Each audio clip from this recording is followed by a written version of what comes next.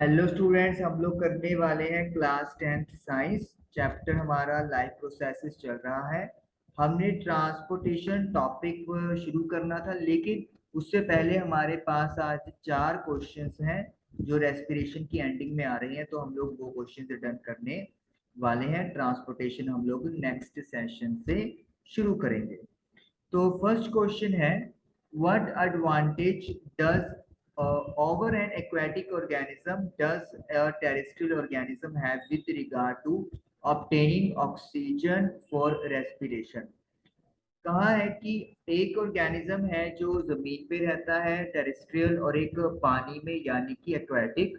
तो जो जमीन पे रहने वाला ऑर्गेनिज्म है दैट इज टेरेस्ट्रियल, उसको ऑक्सीजन लेने के रेफरेंस में क्या बेनिफिट है, क्या फायदा है एज कंपेयर टू एक्वेटिक। तो क्या फायदा है, तो हम लोग लिखेंगे terrestrial organism take up oxygen from atmosphere which is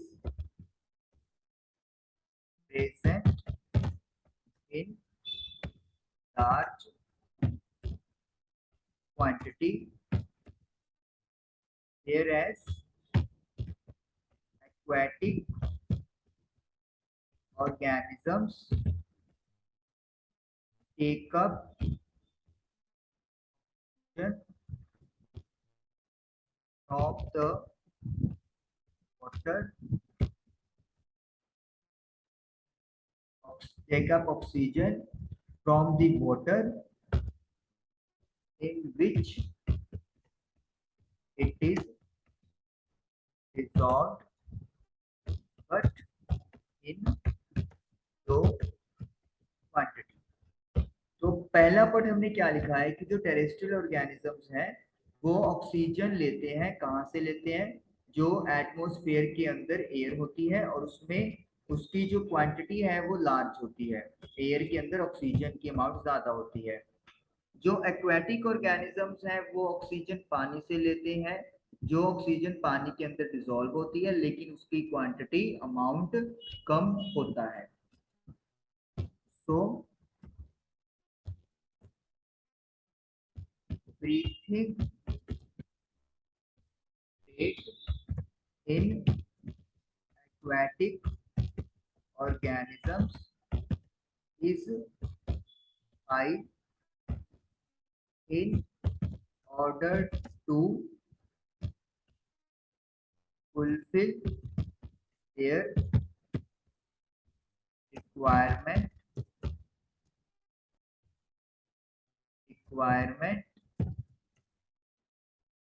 of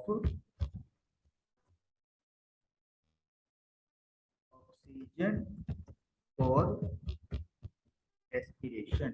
तो इसीलिए जो ब्रीथिंग रेट होता है एक्वाटिक ऑर्गेनिज्म में वो हाई होता है, ताकि वो रेस्पिरेशन के लिए जो ऑक्सीजन की रिक्वायरमेंट है उसको पूरा कर सके। और यही फायदा है टेरेस्ट्रियल को कि उनका ब्रीथिंग रेट लो होता है, क्योंकि उनको एयर में से सफिशिएंट अमाउंट में ऑक्सीजन मिल जाता है। तो ये मतलब है जो फर्स्ट फर्स्ट क्वेश्चन का जो आंसर हमारा बनता है। ओके, सेकंड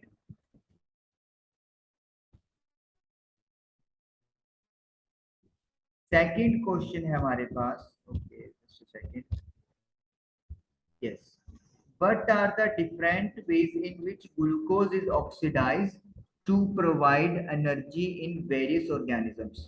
कौन कौन से अलग अलग तरीके हैं जिसमें ग्लूकोज को ऑक्सीडाइज किया जाता है ताकि अलग अलग ऑर्गेनिजम्स में उससे एनर्जी मिल सके। देखिए, उन्होंने ऑक्सीडाइज लिख दिया है, तो ऑक्सीडाइज का मतलब यहाँ पर हम लोग in the presence of oxygen की बात करते हैं या फिर in the lack of oxygen की बात करते हैं। लेकिन हमें पता है कि हमारी बुक में जो दिया हुआ है वो सिंपली दिया हुआ है break down of glucose in the presence of oxygen as well as in the absence of oxygen. तो अगर यहाँ पे प्योरली बात करें तो सिर्फ हमारे पास यहाँ पे इन the presence of proper oxygen he answer बनना चाहिए। लेकिन क्योंकि यहाँ पे ये क्वेश्चन भी आ गया, what are the different ways, तो यहाँ पे मतलब है कि शायद वो तीनों प्रोसेसेस के बारे में ही पूछ रहे हैं, तो इसलिए मैं यहाँ पे तीनों प्रोसेसेस लिखूंगा। तो फर्स्ट लिखने वाला हूं मैं, in the presence of oxygen. तो in the presence of oxygen,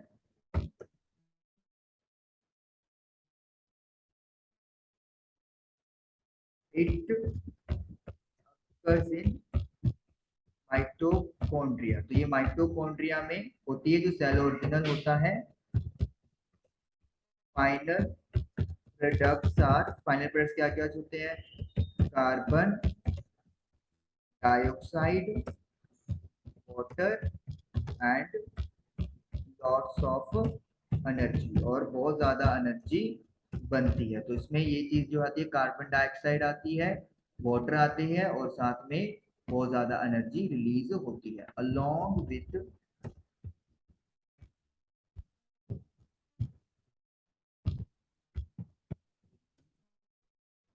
of lots of energy, along with release of lots of energy. तो अगर ऑक्सीजन की प्रेजेंस में है तो ये माइटोकॉन्ड्रिया में होगी। फाइनल प्रोडक्ट्स जो है वो कार्बन डाइऑक्साइड, वाटर होंगे, और साथ में बहुत ज्यादा एनर्जी रिलीज होती है।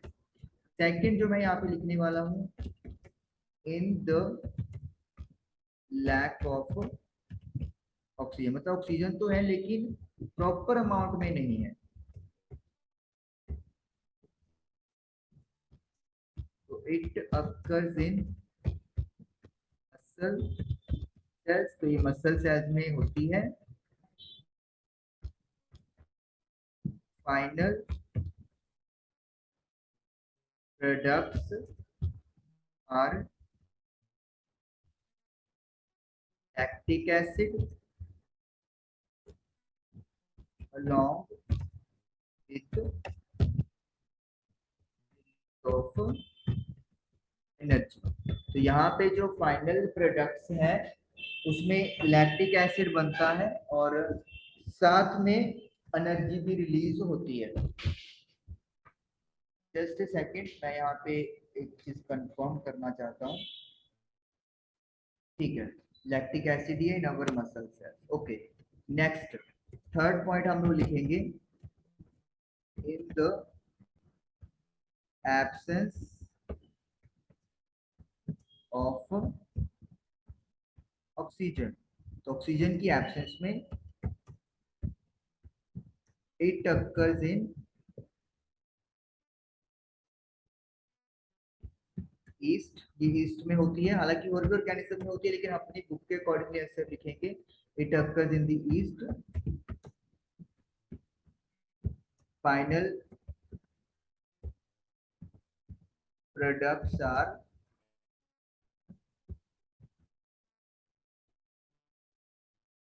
Carbon dioxide,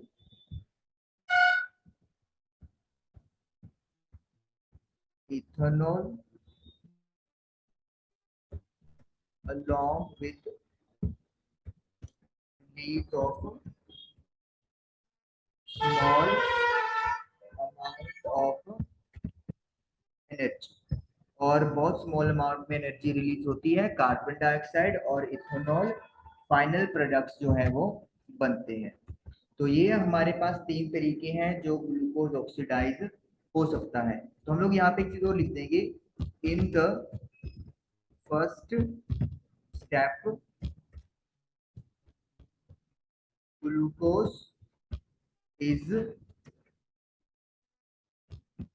break down into pyruvate along with release of energy, and it is the first common step in three all three। तो तीनों तरीकों में ये कॉमन स्टेप है, जिसमें पहला स्टेप क्या है कि ग्लूकोज को ब्रेक डाउन करते हैं पायरुवेट में, और एनर्जी रिलीज होती है। और ये स्टेप तीनों में, मतलब पहला स्टेप ये होगा। उसके बाद जो पायरोवेट है वो अलग अलग तरीके से ब्रेक डाउन होता है। तो ये हमारे पास सेकंड का जो आंसर है वो तैयार हो गया। चलिए अब चलते हैं हम लोग नेक्स्ट क्वेश्चन की तरफ। इसको क्लियर कर देंगे।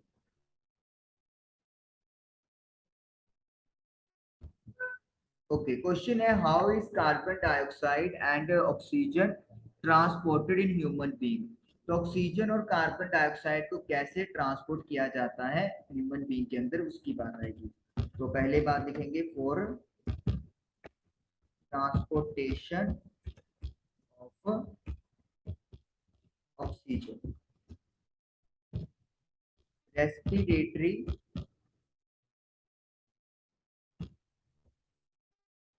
Pigment haemoglobin globin present in red blood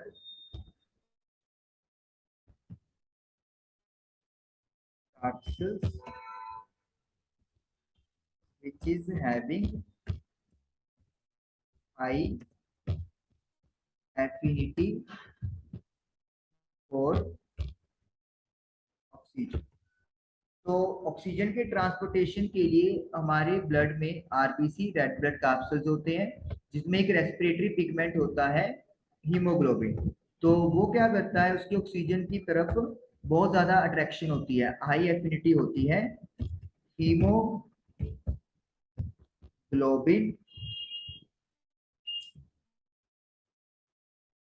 just a second यहाँ पे आएगा, haemoglobin carries oxygen to all parts of the body। तो बॉडी के हर पार्ट में लेके जाता है हीमोग्लोबिन ऑक्सीजन को। तो ये इस तरीके से ऑक्सीजन का ट्रांसपोर्टेशन हमारे यानी ह्यूमन बीइंग के अंदर होता है। अब बात करेंगे transportation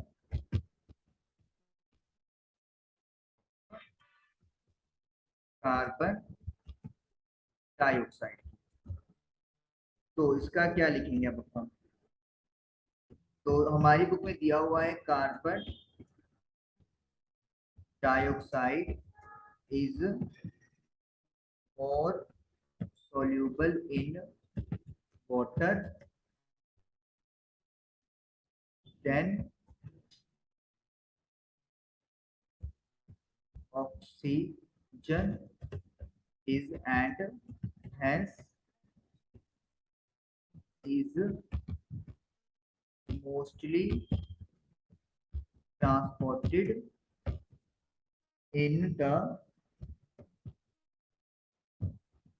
dissolved form in our blood। बिल्कुल एज इट इज मैं लिख रहा हूँ एनसीईआरटी से देख के कि कार्बन डाइऑक्साइड ज्यादा सोल्यूबल होती है पानी में एज कंपेयर टू ऑक्सीजन, तो इसीलिए ज्यादातर ये हमारे ब्लड में डिसॉल्व फॉर्म में ट्रांसपोर्ट होती है। तो ये है हमारे पास कार्बन डाइऑक्साइड का ट्रांसपोर्टेशन।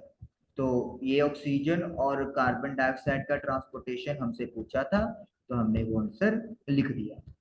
चलिए अब बढ़ते हैं अपने नेक्स्ट क्वेश्चन की तरफ। This is the fourth question, last one. How are the lungs designed in human beings to maximise the area for exchange of gases. Lungs में कैसे डिजाइनिंग की गई है ह्यूमन बीइंग के अंदर, ताकि गैसेस को एक्सचेंज करने के लिए ज्यादा से ज्यादा एरिया हो सके। तो हमें पता है उसके लिए एल्वियोलिस है, तो एल्वियोलिस की बात करेंगे। Gases are exchanged where at gases are exchanged at alveoli, which are balloon like structures। This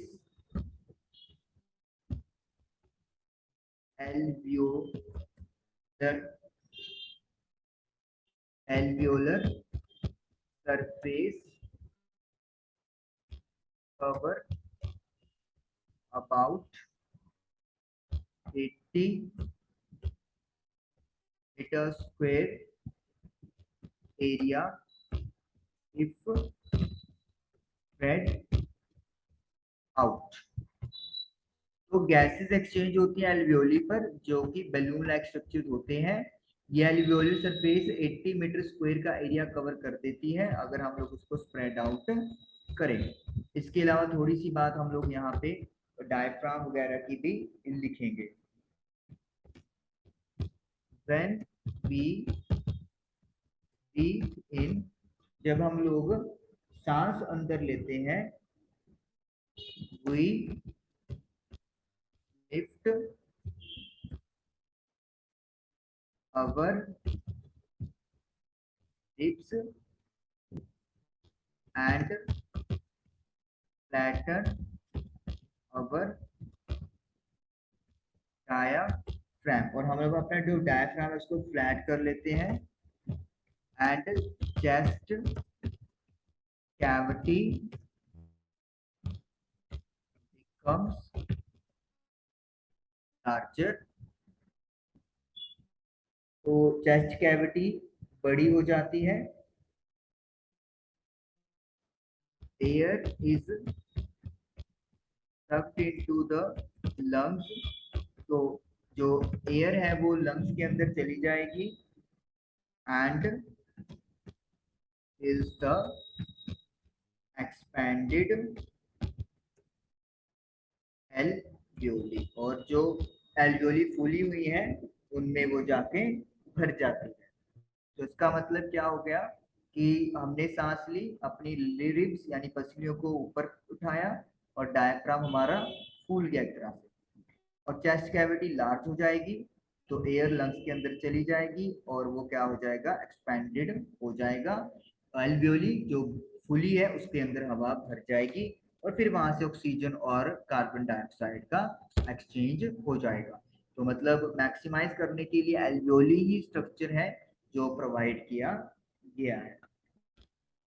तो इस तरीके से हम लोगों ने, और एक लाइन और ऐड कर सकते हैं हम लोग यहाँ पे कि यहाँ पे ये भी बात बन रही है, walls, the walls of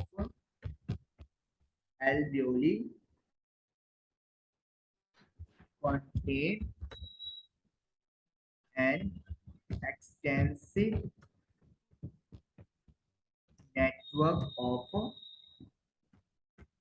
blood vessels, और एल्वियोली की वॉल्स में बहुत ज्यादा एक जाल बिछा हुआ है ब्लड वेसल्स का, क्योंकि बेसिकली ब्लड से ही ये चीज होनी है, तो फिर यही चीज वो हो रही है। तो इस तरीके से हमारा क्वेश्चन नंबर 4 भी डन हुआ। तो ये 4 क्वेश्चन जो है वो हम लोगों ने कवर किए, और इन 4 क्वेश्चन से आपका रेस्पिरेशन तक का जो पार्ट है वो ओवर हो गया। ट्रांसपोर्टेशन हम लोग स्टार्ट करेंगे नेक्स्ट सेशन से। Thank you for watching the video.